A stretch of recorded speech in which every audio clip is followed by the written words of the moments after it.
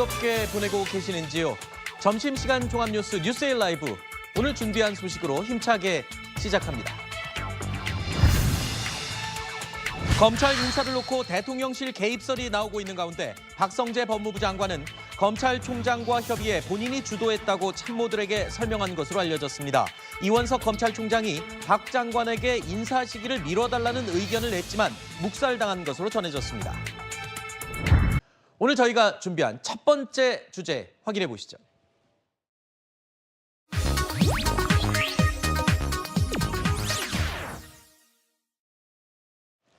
김건희 여사와 관련된 의혹을 조사하던 검찰 수사팀 지휘부가 대거 교체된 이후에 이로 인한 검찰 안팎의 후폭풍이 만만치가 않습니다. 전격적으로 단행된 인사에 이원석 총장은 지방 일정까지 취소하기도 했었는데요. 검찰 인사가 나기 전 사전 조율이 과연 있었느냐 질문에 이원석 총장 몇 초간 침묵하면서 말을 아꼈던 바로 이 모습이 연일 언론에 대서특필되고 있습니다. 어제 검찰 인사 있었는데 총장님과 충분히 사전 조율 거친 게 맞습니까? 어제 단행된 검사장 인사는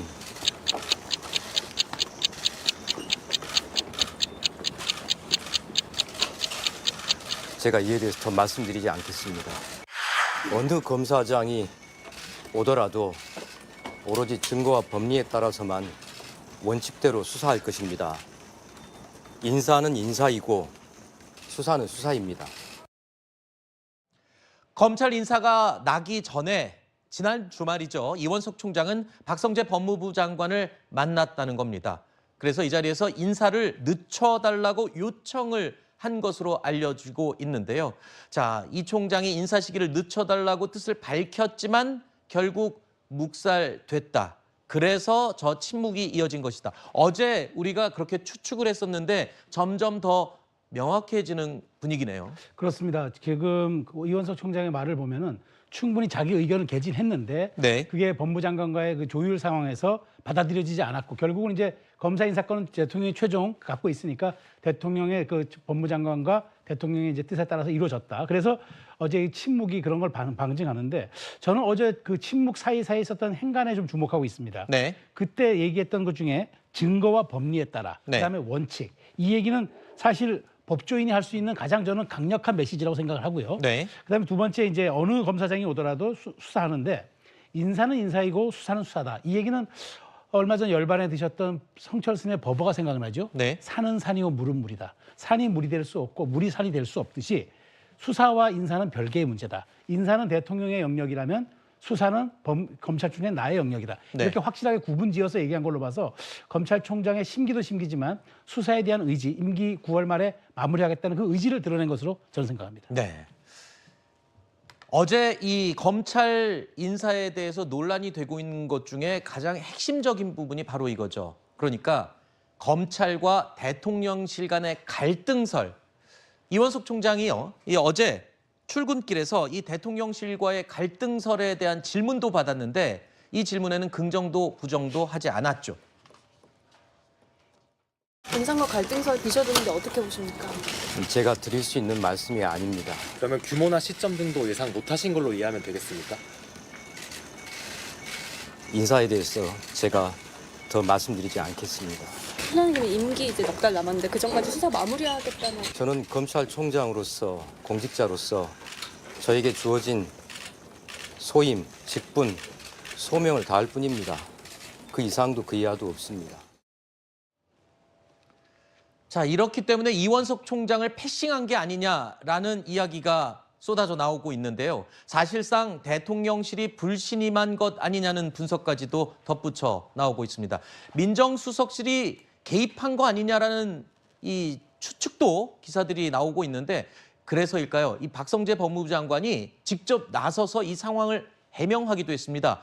총장과 협의하에 내가 주도했다. 그러니까 대통령실 개입은 없었다라는 걸 명확하게 못을 박는 말이고요. 또 한 가지 앞서서 우리가 이 검찰총장 패싱 얘기를 했는데 협의를 했다라는 얘기를 했어요. 이 두 가지 포인트가 궁금하네요. 일단은 검찰의 인사에 대해서는 검찰청법에서 규정을 하고 있습니다. 검찰청법에서는 법무부 장관이 제청을 해서 대통령이 인사를 하는 것으로 되어 있거든요. 그리고 법무부 장관은 제청 과정에 있어서 검찰총장의 의견을 듣는다라는 규정이 있습니다. 그런데 지금 보시면 이원석 검찰총장 같은 경우에는 굉장히 표정이 좋지 않고 이것이 결국 법상으로는 협의가 아니라 의견을 듣는 것인데 아마도 법무부 장관 입장에서는 이원석 총장의 의견은 들은 것으로 보지만 근데 검찰총장 입장에서는 협의는 되지 않았다라고 생각하고 있는 것이 아닌가 네. 그런 상황으로 보여집니다. 그리고 법무부 장관이 지금 본인이 주도해서 인사를 하였다라고 이야기한 것이 본인이 어쨌든 인사를 제청을 했고 거기에 따라서 대통령실에서 보직을 정하게 된 것이거든요. 그런 부분에 대해서 법적인 원칙적인 부분들을 이야기하였다라고 생각해야 될 것 같습니다. 일단은 기본적으로 또 대통령실 개입이라는 이야기가 나오는 것이 대통령이 여기에 대한 보직을 정하는 것은 맞지만 민정수석이 최근에 임명되지 않았습니까? 네. 민정수석이 들어오면서 사정 기능에 대해서는 하지 않겠다, 민심 청취에 주력하겠다라고 이야기를 하고 있는데 민정수석이 들어오고서 6일 뒤에 이렇게 검찰에서의 고위직 인사가 있다 보니까 어떤 민정수석이 여기에 대해 개입한 것이 아니냐라는 이야기가 나오고 있는 것이죠. 하지만 개입을 하기에는 6일이라는 시간이 너무 짧은 것도 사실입니다. 그렇기 네. 때문에 법무부 장관 입장에서는 지금 원칙적인 부분들, 법상의 이 보직을 정하는 부분들에 대해 이야기를 한 것이다. 그렇게 봐야 될 것 같습니다. 네. 뭐 6일이라는 시간이 짧다고 볼 수는 있으나 국민들이 느끼기에 사실 이 정치에서 중요한 거는 사실보다는 인식 아닙니까? 국민들이 이걸 어떻게 인식하실지가 중요한 것인데 공교롭게 설치하지 않겠다고 했던 민정수석실을 부활시키고 민정수석을 임명한 다음에 그리고 그 며칠 전에는 또 이원석 검찰총장이 이 김건희 여사 관련된 수사를 비롯해서 신속하게 하라라고 지시를 내린 이후에 며칠 안에 이 모든 인사가 이루어진 것 아닙니까? 이렇기 때문에 국민들이 느끼기에는 그리고 야당에서는 이걸 지적할 수밖에 없는 겁니다. 지금 사실 그 법조계에서 소문이 파다했습니다. 이 이번에 바뀐 송경호 이 중앙지검장이 전 지검장이 원래 그 김건희 여사에 대해서 이거 소환 조사하겠다는 의지를 밝히고 있다. 이것 때문에 대통령실과 갈등을 겪고 있다. 이런 소문이 파다했는데 그것 때문에 이번에 이창수 지검장으로 바뀐 것 아니냐라는 의혹이 당연히 있는 것이고요. 네. 저는 그렇기 때문에 그 의혹을 말끔하게 씻기 위해서는 이창수 지검장이 이전 지검장인 송 지검장과 마찬가지로 김건희 여사에 대한 소환 조사를 해야 될 거라고 봅니다. 만약 그렇지 않는다면 역시 이번 인사는 통상적으로 이루어지는 인사가 아니라 김건희 여사에 대한 수사를 방탄하기 위한 인사 아니었나라는 그 비판에서 자유로울 수 없을 거라고 보고 있는 겁니다. 네. 당연히 이번 인사가 난 다음에 검찰 조직 내부에서도 지금 술렁이는 분위기가 감지되고 있습니다. 자, 지금 검찰 내부에서는요. 윤곽은 한가원이라는 말까지 나온다. 어제 저희도 잠깐 언급했지만 이번 검찰 인사는 윤의 색채가 짙어지고 한의 색채가 옅어진 결과물로 분석이 된다는 의견까지 저희가 이야기를 해보기도 했었는데요. 또 다른 이 검찰 내부 인사는요. 김 여사 수사 시작 지점에 굳이 오해 생기기 충분한 인사가 아니었냐 이런 의견도 있고요. 또 때가 돼서 한 인사여서 특이할 것은 없다. 여러 가지 의견이 분분합니다. 그런데 일단 야당에서는 김건희 여사 수사와 특검법 등 일련의 것들을 방탄하기 위한 것이다라고 강하게 공격하고 있는데 또 이런 의견도 있습니다. 방탄용이라기보다는 오히려 지금까지 해왔던 수사팀과 다른 수사팀이 투입되면서 좀 더 새로운 시각으로 수사의 범위를 넓혀갈 수도 있는 것 아니냐 이런 해석도 있거든요. 일단 수사 기조는 기존에 진행되어 왔던 수사를 그대로 넘겨받는다는 게 아니라 새롭게 시작을 한다면 그 과정에서 다소 시행착오가 발생할 수도 분명히 있습니다. 그렇다고 한다면 이번 인사에 대해서는 굉장히 시기적으로 공교롭지 않나라는 생각이 우선 들고요. 이원석 검찰총장이 김건희 여사 명품백수에 대해서 속도를 내라라고 지시한 지 열흘 만에 이루어졌고요. 민정수석실이 부활한 지 엿새 만에 이루어진 인사입니다. 그리고 과거에 윤석열 대통령께서 검찰총장 시절에 인사와 관련돼서 갈등과 불협화음이 있었죠. 그럼에도 불구하고 이번에 똑같은 모습을 연출했다는 자체가 그만큼 이번에 검찰 인사에 대해서 신경을 많이 쓰고 있다. 아닌가. 김건희 여사 수사에 대해서 그러한 속도감과 그런 일종의 방탄을 하려는 목적이 아닌가라는 의심이 들 수밖에 없는 상황이라고 할 수가 있고요. 여기에 대해서 만약에 이원석 총장께서 구체적으로 설명을 했다면 그렇지 않은 의혹도 있겠지만 네. 분명히 구체적으로 말씀을 하지 않으셨죠. 이원석 총장에 대한 패싱이 분명해 보이고 그에 대해서 야당이 지적하는 게 아닌가 싶습니다. 네. 뭐 검찰 내외에서 지금 논란이 계속 이어지고 있습니다. 어제에 이어서 오늘도요. 이 검찰 대규모 인사에 대해서 야당에서는 공세의 목소리를 쏟아내고 있습니다. 검찰을 더 세게 틀어지고 김건희 방탄에 나서겠다는 신호탄입니다. 총선 민심을 무시하고 본인이 하고 싶은 대로 다 하겠다는 일방통행, 마이웨이 선언과 무엇이 다릅니까? 5월 13일은 검사 치욕의 날이라고 좀 붙여주고 싶고요. 예.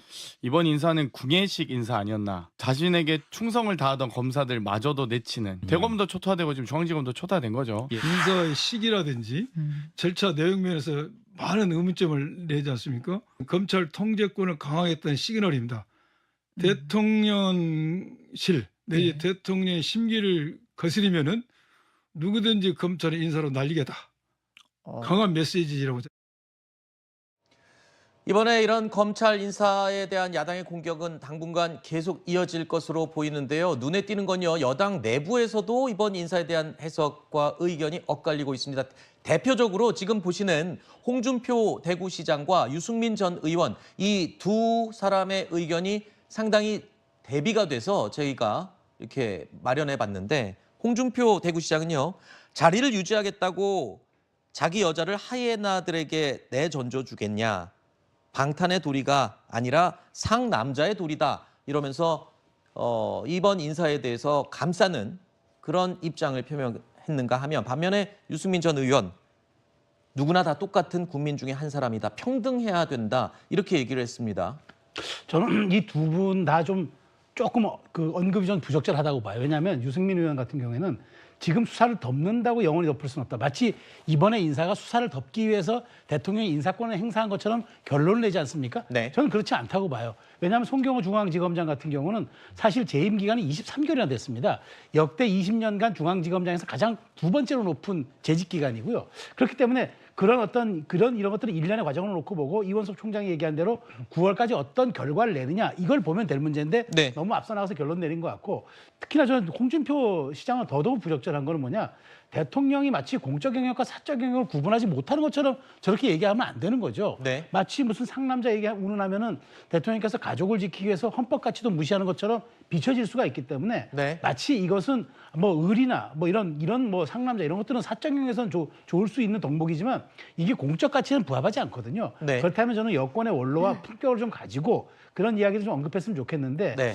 뭐 여자를 뭐 하이에나들에게 내전져 주겠나 이렇게 좀 자극적인 말로 논평하는 거는 저는 당대표를 지내고 대선 후보를 지낸 분의 언급이 조금 부적절하다고 생각합니다. 알겠습니다. 뭐 하나 첨언을 하자면 저 부분만 떼놓고 보면은 좀 부정적인 느낌이 들 수도 있지만 저 앞부분에 보면 노무현 전 대통령의 사례를 언급하면서 같이 저 비유를 든 것이니까요. 이 점 참고해서 들어주시기 바랍니다. 자, 이런 가운데 이 한동훈 전 비대위원장이 공공장소의 모습을 드러내고 당내 인사들과도 만나면서 복귀를 위한 몸풀기에 나선다는 평가 지금 며칠째 계속 이어지고 있습니다. 그런데요. 당 내에서 총선 참패의 책임론을 둘러싸고 의견이 분분한 가운데 총선 참패의 원인을 기록하는 백서에 특정인의 이름을 기록하는 문제를 놓고 또 신경전이 벌어졌습니다. 우리가 이번에 내는 백서는 개인의 책임을 추궁하는 식으로 하시지 말고 책임은 당대표가 사퇴한 것으로 정치적 책임은 봉합하자. 주어를 당으로 해서 당이 이렇게 했는데 이런 문제가 있고 직설법을 쓰나 은유법을 쓰나 읽는 사람들은 다 해석할 수 있을 거라고 생각합니다. 장도구 의원님은 사무총장의 역할을 하셨기 때문에 저희가 질문이 꽤 많습니다. 한동훈 전 위원장님은 정리되는 대로 면담 요청을 하려고 합니다. 총선 백서를 당을 주어로 만든다는 말씀은 충분히 받아들이지만 패배 원인에 대해서 대충 덮고 넘어가자라는 뜻은 아니라고 저는 확신합니다. 자, 선거 직후에 발간되는 백서. 백서는 이 모든 큰 일을 치르고 나서 반드시 이 작성하는 경우가 많죠. 같은 실수는 반복하지 않고 또 발전해 나가야 되는 부분들을 적어서 실수를 반복하지 않기 위한 아주 기준이 되는 그런 내용인데 글쎄요. 지금 이 논란의 핵심은 뭡니까? 지금 조정은 의원이 오늘 오전에 채널A 돌직구 쇼에 나온 것을 제가 봤는데요. 이 백서에 있어서의 문제 제기하는 부분들에 대해서 본인이 직접 좀 해명이랄까요, 이렇게 이야기를 한 부분이 있습니다. 이번 총선 과정에서 어떤 한동훈 비대위원장과 그리고 윤석열 대통령이 잘못한 것에 대해서 정확하게 이야기를 하였습니다. 이야기하면서 거기에 대해 한동훈 위원장 같은 경우 총선 다음 날 본인이 책임을 가지고서는 사퇴하는 모습을 보였고 대통령께서도 본인이 여기에 대해 책임을 통감한다라는 것을 말씀을 직접 하시지 않았냐 이런 이야기를 하면서 이 두 명의 잘못이 49대 51이냐 뭐 51대 49냐 이런 것은 중요하지 않다라는 이야기들을 하고 있더라고요. 그러면서 한동훈 위원장의 책임에 대해서 정확하게 이야기를 하면서 한동훈 위원장이 가졌던 전략들에 대해서 백서를 만드는 과정에서 이렇게 이야기를 하는 것이 무엇이 잘못됐는지 모르겠다라는 식으로 좀 돌려서 이야기한 것으로 보입니다.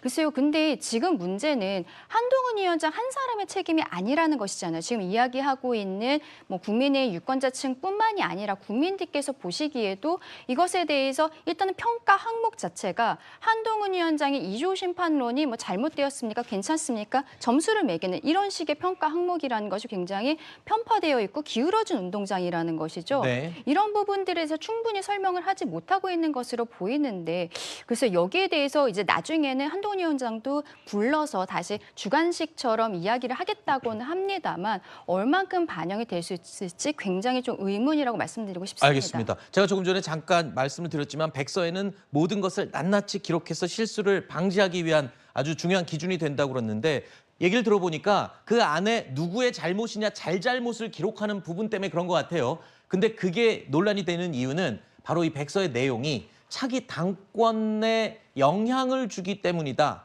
뭐 이런 분석이 가능한 건가요? 그렇게 생각할 수밖에 없겠죠. 지난번 총선의 책임을 누가 지느냐에 따라서 다음 전대 과정에서 누가 당대표가 될 수 있는지에 대한 그런 평가도 달라질 수 있지 않겠습니까? 네. 그렇기 때문에 그 부분을 강조하는 것으로 보여지는데요. 저는 황우여 비대위원장이 굉장히 부적절한 말씀을 하셨다는 생각이 들 수밖에 없을 것 같습니다. 어떻게 총선 백서를 만든다는 것은 지난번 총선의 참패의 책임을 분명히 하고 다음 총선에서 그것을 극복하고 쇄신하고 혁신하는 모습을 보여주기 위해서 만드는 것인데 여기에 대해서 당이 주어가 돼서 책임을 져야 한다. 그렇다고 한다는 것은 그 누구도 책임을 지지 않겠다는 뜻과 진배에 다름이 없습니다. 누군가는 책임을 져야겠죠. 한동훈 전 비대위원장 원톱으로 지난번 총선 치렀습니다. 선거 전략의 핵심적인 책임은 당연히 원톱으로 선대위원장 역할을 맡았던 한동훈 비대위원장이 질 수밖에 없겠죠. 그렇기 때문에 이번 백서를 만드는 과정에서 특정인, 물론 그분께서 다음에 전대 과정에서 어떠한 피해를 겪는지에 대해서는 그거는 차후 변론으로 하고요. 어찌됐건 백서만큼은 그 사실을 분명히 기재하는 것이 국민의힘에게 더욱더 유리하지 않을까 싶습니다. 네. 이 당을 주어로 한 게 저랑은 조금 다른 시각이 있을 수 있나요? 우리 모두의 잘못이니까 다 같이 좀 잘해보자 이런 차원으로 또 해석도 가능하니까요. 왜 말씀하십시오. 그리고 저는 일단 조정은 의원이 TF 위원장으로 됐을 때부터 일단 백서는 제대로 된 내용을 담기 어려울 것이다라고 봤습니다. 그래요? 왜냐하면 조정은 의원 이번 총선에서 인재영입 위원이었습니다. 네. 본인부터 책임에서 자유로울 수 없는데 그것을 평가하는 사람으로 나선다는 것이 일단 그 부적절한 것이고요. 네네. 그리고 다른 언론에서 보면 차기 전당대회 출마 의지도 그 어렴풋이 이렇게 드러냈거든요. 네. 그런 분이 차기 전당대회에 나가겠다는 의지가 있는 분이 전당대회에 영향력을 끼칠 수 있는 백서의 그 단장으로서 일을 한다? 저는 이것도 부적절하고요. 네. 이번 4년 전 총선에서 패배한 이후에 이번에 국민의힘이 4년 동안 본선거는 13일이었지만 사실상 총선은 4년입니다. 4년에 대한 평가를 해야 되는 건데 선거를 앞두고 국민의힘에 영입된 사람이 이거를 평가한다? 이것도 부적절한 것이고요. 전 그렇기 때문에 이번 뭐 어떤 결과물이 나오든 별 영향력이 없을 거라고 보는 이유가 이런 부적절한 지금 단장이 이끌고 있기 때문이라는 말씀을 드리고 싶습니다. 알겠습니다. 국민들은 오히려 누구의 잘못인지의 비율이 적히는 것보다 반성을 제대로 하기를 바라는 게 아마 유권자들의 특히 또 여권 지지자들의 이 속 마음일 겁니다. 한동훈 전 위원장의 당권 도전을 바라보는 국민의힘 내부의 시각, 기류도 최근에 와서 조금 달라지고 있다는 평가도 나오고 있는데요. 그동안은 총선에 대한 책임이 있으니 당분간은 쉬어야 한다 또는 지쳤으니 쉬어야 한다 이런 목소리가 공개적으로 나왔었죠. 최근에 들어서는요. 이렇게 바뀌었습니다. 나가는 건 자유다. 개인의 선택이다. 전당대회 나가는 건 자유다. 개인의 선택이다. 이런 얘기가 잇따라 나옵니다. 어떤 분이든 다 나올 수 있으면 나오는 거고요. 예. 또 본인들이 나올 상황이 안 되면 안 되는 거죠. 당은 누구를 등판시키기 위해서 또 누구를 못 나오게 하기 위해서 있는 그러한 기구가 아닙니다. 그래서 어느 누구든 열려 있고 예. 또 판단은 본인들이 하는 겁니다. 예. 저희는 그런 것들을 고려하지 아니하고 당의 여러 일의 순서대로만 저희가 판단을 할 겁니다. 분명히 얼마 전까지만 해도 총선 패배 책임을 져야 되는 사람이 어떻게 전당대회를 생각을 한다는 얘기가 나오느냐라고 아예 사전 차단하는 느낌이었어요. 그런데 저 말은 개인의 선택이다. 분명히 기류가 달라졌어요. 그 이후로 이런 얘기가 나옵니다. 때릴수록 자꾸 커지니까 어쩔 수 없다. 그냥 냅두는 게 낫겠다라는 분석이거든요.